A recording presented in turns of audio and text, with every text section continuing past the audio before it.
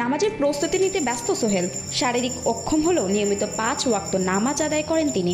ওযু করতে সহযোগিতা নেন স্ত্রী শেরুফা বেগমের। বাড়ির উঠানে ওযু সেরে নেমে পড়েন ইবাদত বন্দেগীতে। হামাগুড়ি দিয়ে বিছানায় উঠে জায়নামাজ বিছিয়ে শুরু করেন নামাজ। দিনে 5 ওয়াক্ত নামাজে কখনো তার ভুল হয় না বলে জানান সোহেলের মা। আমার পুতে নামাজ পড়ে, নামাজ কাজা করে না, 5 ওয়াক্ত নামাজ পড়ে, রোজা থাকে। নিজের সব কাজে সহযোগিতার জন্য পাশে পান জীবনসঙ্গিনী শেরুফা বেগমকে। বাথরুমে যাইলে পানি দিই, কলর গোসল করতে গেলে পানি দিয়ে দিই, তাহলে নামাজ পড়তে গেলে পানি পুড়ে দিই। 2 হাতের কবজি ও 2 পায়ের হাঁটুর উপর ভর দিয়ে শিশুদের মতো চলাফেরা করেন নরসিংদীর 40 বছর বয়সী প্রতিবন্ধী সোহেল মিয়া। প্রতিবন্ধী হলেও কারো কাছে হাত পাততে রাজি নন সোহেল। আমি কর্মটা করে খাইতেছি, মনে করেন আল্লাহ দিলে আমার নবীর শিক্ষা করোনা ভিক্ষা, আর আল্লাহ কইছে তুমি চেষ্টা করো, দেওয়ার মালিক আমি। যদি আমার মতো মনে করেন আরো মানুষ যারা অসল আছে আর চেষ্টা করতো, তাইলে মনে করেন আঙ্গ বাংলাদেশ থেকে ভিক্ষুক উঠে গেলে বলে মানুষ 10 টিয়া দেওয়ার লাগে লোক বিশ্রায় পাইল না। প্রতিবন্ধী হয়েও রিক্সা চালান তিনি। ভোরের আলো ফুটতে রিক্সা নিয়ে বের হন সোহেল। উচ্চতা কম হওয়ায় বাড়ির পাশে রাখা রিক্সায় উঠতে নিতে হয় মোড়ার সাহায্য। আপুর ভাইরা মনে করেন আইয়া গাড়িটা দুই ফ্যানটা পিন্দা পরে মনে করেন আল্লাহর নাম লইয়া শুরু করি আর কি। এছাড়া আর কোনো করার নাই। মোড়াটা মনে করেন আমার একটা সাপোর্ট। আমি তো মোড়া দিয়ে মোড়া ছাড়া উঠতে পারি না, অনেকখানি উঁচা না। মোড়া তুলতে তারপরে গদিটা বইয়া পরে গাড়িটা চলাই। যাত্রী নিয়ে শহরের অলিতে গলিতে চলে তার 3 চাকার গাড়ি। এক যাত্রী নামিয়ে অন্য যাত্রী খুঁজতে চলে তার হাঁকডাক। তবে জন্ম থেকে সোহেল প্রতিবন্ধী ছিলেন না বলে জানান তার মা নূরজাহান বেগম। আমার ছেলেটা বারখার জ্বরে প্রতিবন্ধী হয়ে গেছে। আমি ঢাকা পঙ্গুতে চিকিৎসা করাইছি। আমার পুত্রের আমি অনেক কষ্ট করতেছি। পরিবারের উপার্জনক্ষম কেউ না থাকায় সংসারের হাল ধরতে হয়েছে তাকে। রিক্সা চালিয়ে 3 সন্তানের লেখাপড়া, অসুস্থ মা সহ 6 জনের ভরণ পোষণের দায়িত্ব নিয়েছেন সোহেল।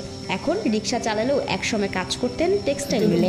মা আছে, 2 ছেলে 1 মেয়ে আছে, মোট 6 জন মানুষ আর কি। আমার সংসারের মধ্যে মনে করেন কামাই রোজগার আর মানুষ নাই। আমার কাজের উপর মনে করেন সবাই নির্ভর। আগে টেক্সটাইল মিলে হানাবর কাজ করতাম। টেক্সটাইল মিলের কাজটা একবারে খুবই কমে গেছে। এমন একটা গাড়ি আমি আড়াইল বাজারের একটা প্রতিবন্ধী দেখি চালাই, হেলারটা দেখে ওই আমি মনে করেন ব্যাংকের থেকে কিস্তির উপরে টাকা তুলছি, তুইলা সেরে পরে মনে করেন গাড়িটা বানাই লইছি। কিস্তির মাধ্যমে টাকা তুলে 1 বছর আগে কেনা রিক্সা দিয়ে চলছে তার জীবন সংগ্রাম।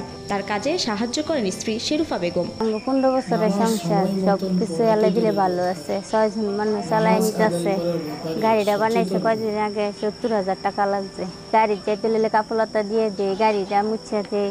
শারীরিক অক্ষমতা ও দারিদ্র্যের কারণে নিজের লেখাপড়া করতে না পারলেও স্বপ্ন দেখেন সন্তানদের লেখাপড়া করানোর। লেখাপড়া করাইতেছে, প্রাইভেট পড়াইতেছে, একজনকে বড়জনকে পড়াইতেছে, ছোটজনকে পড়াইতেছে। আমার আব্বু আমাদের 3 ভাই বোনকে পড়ালেখা করায়, সবসময় বলে যে আমি পড়ালেখা করি।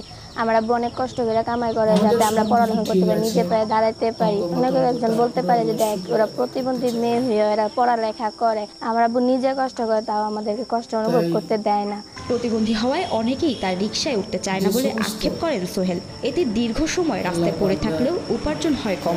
আমার মনে করেন ভাই অনেক 2টি আয়ের মতো নাই। আমার অল্পটে কামাই, রাত্রিও কম উঠে, রাত্রি সবার উঠে না। দেখা যায় একটা বালা গাড়ি, সুস্থ মানুষ গাড়ি পাইলেছে, আমার ডাক দিছে,